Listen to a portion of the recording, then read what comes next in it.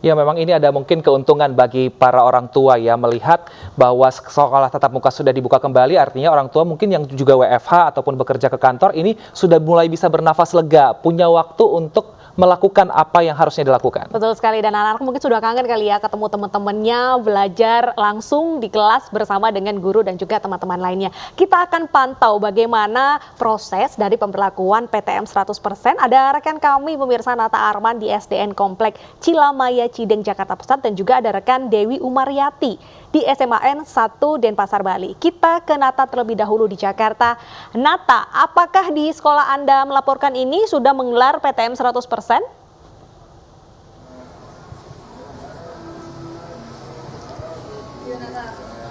Baik Deta dan juga Wilson dan pemirsa, memang terkait dengan seiring melandainya kasus COVID-19 di Ibu Kota Jakarta, kini beberapa sekolah di kawasan DKI Jakarta sudah kembali memulai pembelajaran tatap muka dengan kapasitas 50%. Namun memang sebelumnya dilaksanakan 100% pada bulan Januari yang lalu. Namun ketika gelombang ketiga atau varian Omikron kembali memuncak, kini maka pemberhentian tersebut dilaksanakan, dan juga saat ini telah kembali lagi dilaksanakan PTM namun dengan kapasitas 50%. Seperti contohnya di SDN Kompleks Cilamaya Cideng Jakarta Pusat yang terdiri dari SDN 04, SDN 09, SDN 10 dan juga SDN 13 yang hari ini masih melakukan pembelajaran secara 50%, yakni 50% secara daring dan juga 50% secara langsung. Dan memang bertepatan hari Jumat dan juga menjelang bulan suci Ramadan, maka pada hari ini tadi pagi sempat ada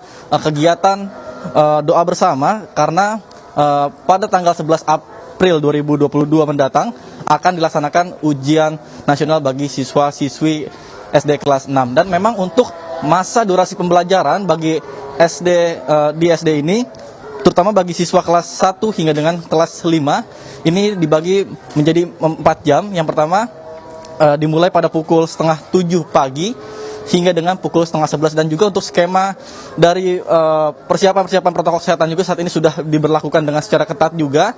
Terlihat juga beberapa titik yang disediakan untuk wastafel dan juga hand sanitizer, kemudian juga di depan pintu gerbang sudah terlihat juga adanya termogan seperti itu.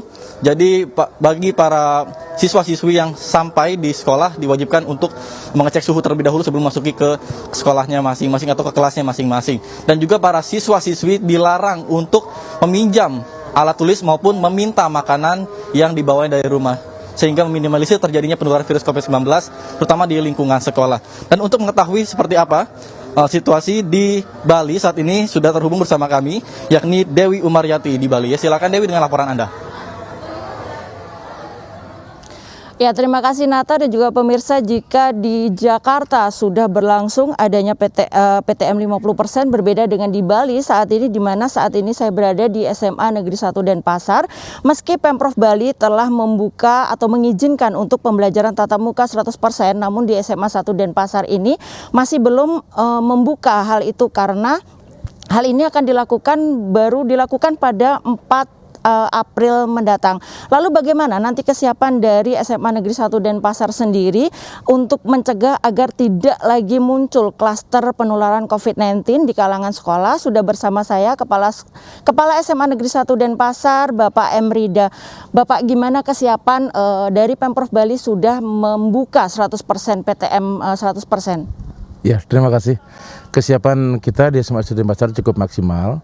Jadi hari ini, karena sekarang hari Jumat, jadi ini awal April, kita siapkan hari Senin tanggal 4 kita akan mulai PTM. Hari ini kita menyiapkan segala sarana dan prasarana, termasuk juga hal-hal yang berhubungan dengan prokes yang akan dilaksanakan dalam proses PTM tersebut. Skemanya nanti seperti apa, Pak? Apakah langsung 100% atau dilakukan bertahap, dan berapa lama pembelajaran itu akan dilakukan di sekolah? Ya, sesuai dengan SKB 4 Menteri yang terakhir, kita kembali ke SKB yang sebelumnya, maka kita akan menerapkan PTM penuh, di mana dalam sehari anak-anak akan belajar selama 4 jam waktu normal pembelajaran, seperti itu. Untuk ekstrakurikuler dan kantin aktivitas seperti apa, Pak? Nanti akan dibuka normal kah atau ada pembatasan? Untuk kantin dan ekstrakurikuler itu masih belum kita bisa laksanakan. Itu sambil kita melihat dulu, yang penting PTM ini berjalan dulu dan tidak ada masalah dan anak tetap menerapkan prokes yang benar. Untuk hal-hal tersebut nanti kita akan lihat perkembangannya dan menunggu juga instruksi yang akan turun nantinya. Jika terjadi satu atau guru siswa yang terpapar, langkah apa yang akan dilakukan nantinya, Pak? Ya, kemarin kan kita sudah mengalami hal tersebut supaya ini tidak terulang lagi. Maka langkah-langkah awal sebelum proses PTM kita sudah melakukan sosialisasi. Kita menginfokan kepada anak, menyarankan agar sepulang sekolah langsung pulang ke rumah. Lalu tetap menjaga jarak dan tetap menerapkan hal-hal yang berhubungan dengan prokes penanganan COVID-19 seperti itu. Ya, terima kasih Pak Rinda atas informasinya. Ya pemirsa, saat ini dari vaksin booster di Bali sendiri untuk Kota Denpasar telah mencapai lebih dari 60%, sementara kabupaten lain telah mencapai lebih dari 30, 40, dan 50%. Kembali ke studio. Baik, Dewi, apa antisipasi dari pihak sekolah jika nantinya ada peningkatan kasus kembali? Apakah kembali dilaksanakan 50% atau skenario seperti apa yang disiapkan di sana?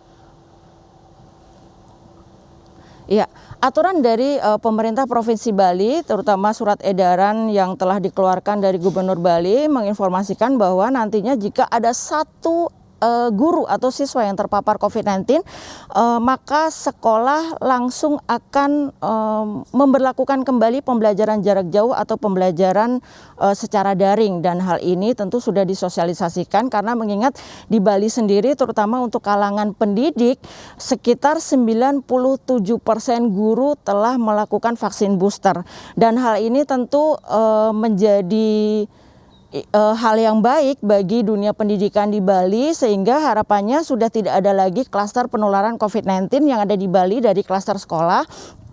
Seiring dengan semakin melandainya kasus COVID-19 di Bali dan telah dibukanya kembali pariwisata untuk penerbangan internasional. Wilson.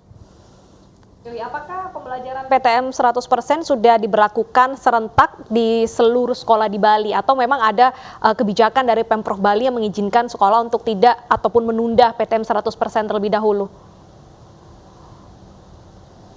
Ya, untuk tingkat SMP semua dikembalikan ke kabupaten kota masing-masing tergantung dari situasi kondisi kasus COVID di kabupaten atau kota setempat. Sementara untuk tingkat SMA semua berada dalam kendali pemerintah Provinsi Bali, dan hal ini untuk tingkat provinsi baru dibuka 100% mulai bulan April, sehingga kebanyakan dari tingkat SMA baru diberlakukan mulai Senin 4 April mendatang. Sementara karena untuk tanggal 1 ini merupakan hari pendek, sehingga digunakan untuk siswa dan guru untuk melakukan persiapan menjelang tanggal 4 April yang sudah akan diberlakukan PTM 100%. Selain itu juga dari kelas 3 sudah tidak lagi masuk sekolah 100% karena sudah menjalani proses ujian, sehingga jika kelas 1, kelas 2 diberlakukan 100%, maka kemungkinan total dari jumlah keseluruhan hanya mencapai sekitar 60% saja dari siswa yang ada. Deta. Baik, terima kasih Dewi Umaryati atas laporan Anda, dan sebelumnya ada Nata Arman dari Jakarta. Terima kasih teman-teman, selamat bertugas kembali.